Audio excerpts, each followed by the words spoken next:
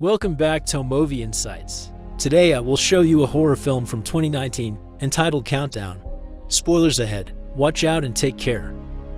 A few young people can be seen sitting around a table at a house party. The girls talk about counting calories, so one of them shows an app on her phone for keeping track of your food intake. The other one wants to download it, but searching for that app she finds another one called Simply Countdown. The others asks about it and she reads the description which states that it can tell you exactly when you're going to die. All of them, except Courtney, want to make a drinking game out of it, with the one with the least to live will drink everything that's on the table. Courtney reluctantly does it too and accepts the terms and conditions. They go around the table and everyone gets 60 to 30 years of life. Courtney looks upset as she shows them that she only has 3 hours to live. The rest make fun of her and tell her that she has to abide by the rules of the game and drink, when her boyfriend Evan comes over and drinks instead of her. Later, the two of them are going over to his car. He's visibly drunk. When they enter, she asks him to walk her to her house and not drive home, but he doesn't want to. She gets out and starts walking, while he tries to convince her to come back in, and when he doesn't succeed, he dives off angrily. Courtney gets a message from the app saying she's broken the user agreement. As she continues walking, it looks like somebody is following her. The app says she has less than 2 minutes to live, prompting her to run into her house, as the app continues to blare on her phone. She powers it off. Courtney walks into the bathroom and becomes increasingly paranoid, so she checks the shower curtain. Then she goes to drink some water, but hears the curtains move again. She turns around, but something grabs her from above and drops her on the shower, breaking her head. She dies when the countdown timer runs down to 0. Meanwhile, Evan was in a car accident and the passenger seat where Courtney was supposed to be is completely trashed. Quinn can be seen exiting an elevator, rolling a nurse's cart through a hospital. She walks into her room, discovering that one of the patients hasn't finished his lunch. She knows where to find him. He's sitting on a balcony in a closed wing of the hospital. It's Evan. She sits with him and tries to make small talk to relax him for surgery, but he shows her the Countdown app, which says that he has only around 19 hours left. He tells her about the app and his girlfriend, convinced that it knew when she was going to die. Evan thinks that the app also knows that he will die during his surgery. Quinn tells him not to worry about the app and makes him come back to his room. They meet Amy on the way and she tells Quinn to come with her. The hospital staff surprises her with a cake because she passed the nurse's test. As they're sitting and eating cake, Quinn jokes about the app and some of the others have already heard about it. They laugh about it when Scott gets more than 50 years to live and so does Dr. Sullivan. Suddenly, a man walks in carrying a woman that's overdosing. The doctor checks her right there on the floor. Amy tells Quinn to bring the kit with the drugs to counteract what she's taken. Amy administers it to the woman and she wakes up. Later, Quinn is leaving work when she gets an ad for the app. She downloads it and enters her information, agreeing to the terms. The app tells her that she has little over 2 days to live. Suddenly, Dr. Sullivan walks into the elevator and flirts with her, but she tries to let him off easy. That night, Quinn is at home finishing her nursing documents when she runs into a problem. She calls Scott to ask for help and he tells her that she'll need to enter the information from her birth certificate.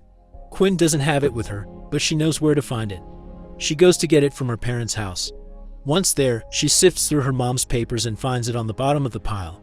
Something moves in the closet behind her and when she opens it, she finds her sister Jordan there, along with her boyfriend. He puts his clothes on and leaves, but Quinn scolds her sister about it. Jordan is angry with her for parenting her and not coming over to see her more often after their mom died. Quinn goes to her room to apologize and tell her about finishing her studies, when her father wakes and comes to greet her. He's happy to see Quinn and asks her if she wants to come with them to visit her mom's grave one day. The next day, Evan is preparing for his surgery and sees that he has around 3 minutes to live.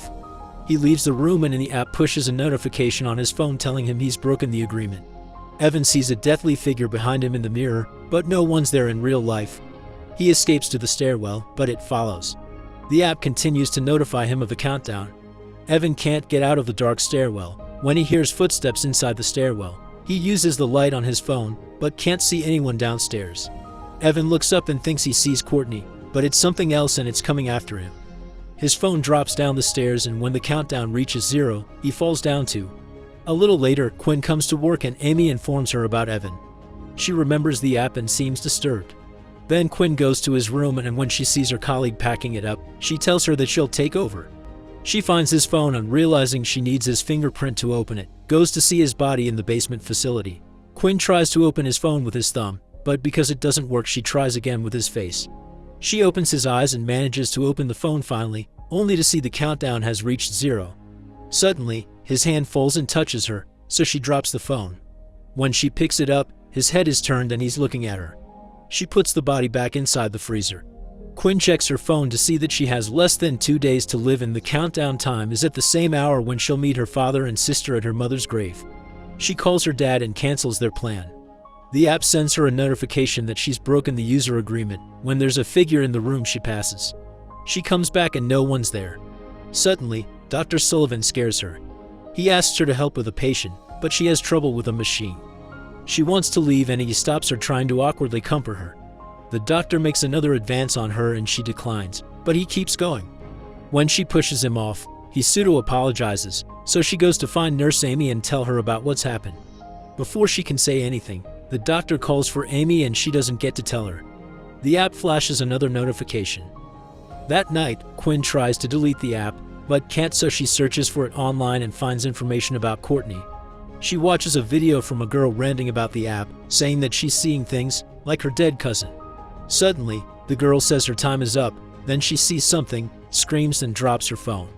The comments under the video say it's a fake, so Quinn relaxes a little bit and shuts her laptop, when suddenly she sees dead Evan. Her phone pushes another notification, so she breaks it, but it still shows the countdown. Quinn gets in her car and falls asleep there. Jordan wakes her up in the morning.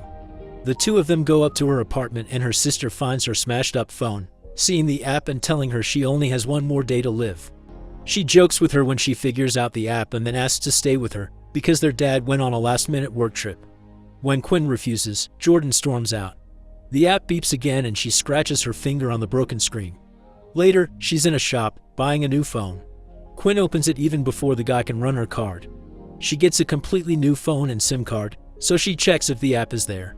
When she doesn't see it, she goes to leave, but another notification arrives and the app is on the new phone as well. She asks the guy about the app and he tries to delete it, but can't. When she finally leaves, one of the other customers asks the store guy about the app. Quinn is in her car, checking the app, which has continued to count down, then suddenly sees a deathly figure in her back camera.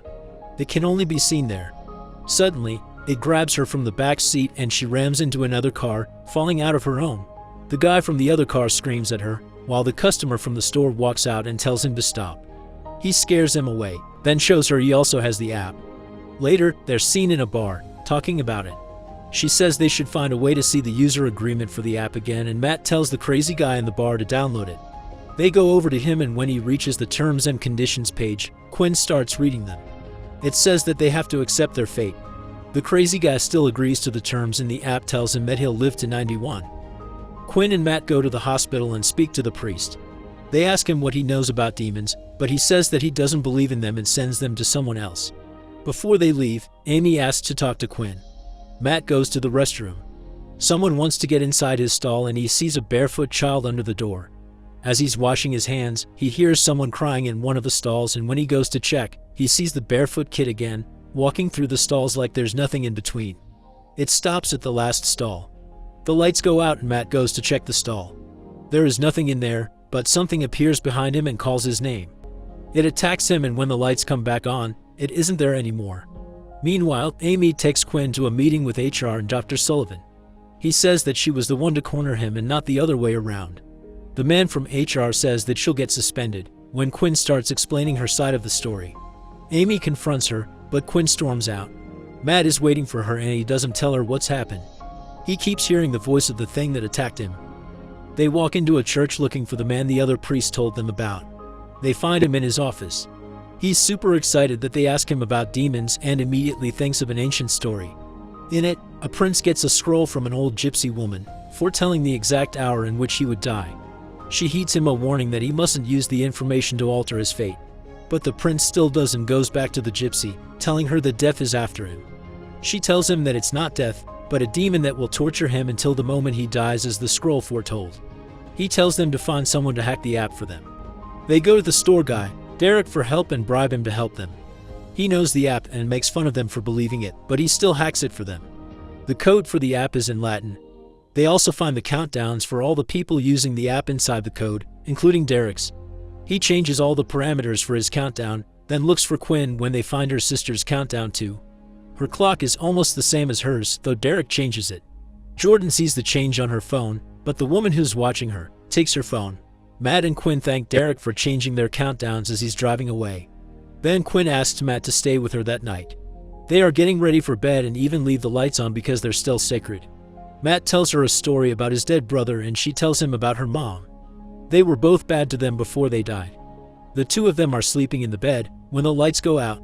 Quinn hears something in front of the room and tries to wake Matt up, but the demon is the one in bed with her. When the real Matt takes off her covers, the demon disappears. The app still goes back to their original countdown. Quinn remembers her sister's countdown.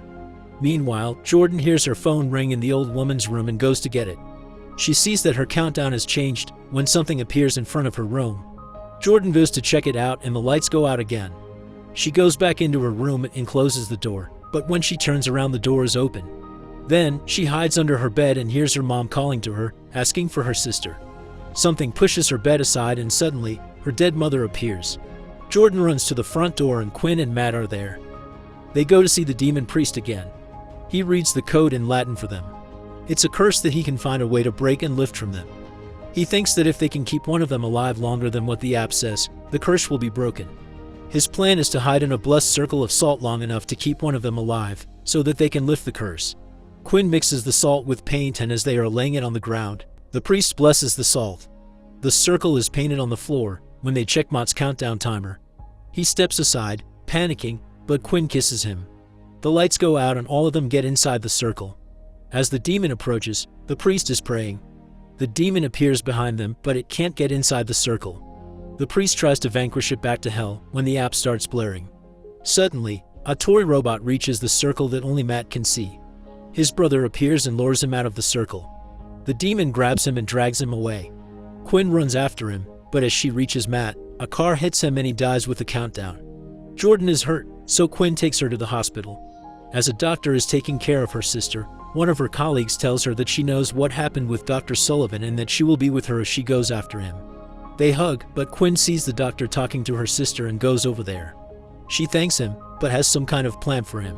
Jordan tells Quinn that their mother's death was her fault and not Quinn's, but she says it's none of their fault. The two of them reconcile and Jordan says that at least they will spend the last minutes of their lives together. Quinn doesn't think they will die because she has a plan. She goes into Dr. Sullivan's office and apologizes to him manipulating him. He sees right through her and asks her what she wants. She says she wants her job back and tells him to follow her into the closed wing. Moments later, the doctor walks in and looks for her around the closed wing, finding pieces of her clothing on the ground. Quinn is playing a game with him. Suddenly, she hits him with a wrench and wants to inject him with morphine when Jordan shows up and stops her. The demon drags the doctor away. Quinn thinks that if she kills him before his countdown, it will break the curse, so she goes to find him. Jordan looks for her as her app shows her that she has less than 2 minutes to live. Suddenly, the demon appears behind her. Meanwhile, Quinn is still looking for the doctor when she hears something. He knocks her out and gets ready to kill her, but she comes after him again. She chases him down, but the demon pushes her away and he escapes. Quinn gets another idea. Simultaneously, Jordan is being chased by the demon. She tries to hide from it, but her app gives her position away. A freezer opens and she goes over to investigate, when the demon grabs her and throws her through a window. Her time is running out as the demon closes in to kill her, when suddenly Quinn shows up with a syringe pushed up against her skin, telling it to let her sister go. Jordan begs her not to kill herself and the demon turns into her mother, diverting her attention. Jordan's time is ticking and Quinn is distracted for a moment, but she realizes what's happening and shoots the morphine in her veins. She dies before her time and the demon can't take her. Quinn has lifted the demon's curse. Jordan cries over her sister's dead body when she sees the name of a drug written on her arm and a bottle rolling away. She injects it into Quinn's arm and it counteracts the morphine, bringing her back from the dead. Sometime later, Quinn, Jordan, and their father visit their mom's gravesite. As they're about to leave, Quinn gets a notification. The beta version of the Countdown app has been installed on her phone. In an after-credits scene, Derek is seen on a date with a woman in a restaurant. His date is disappointed and goes to the restroom before they leave.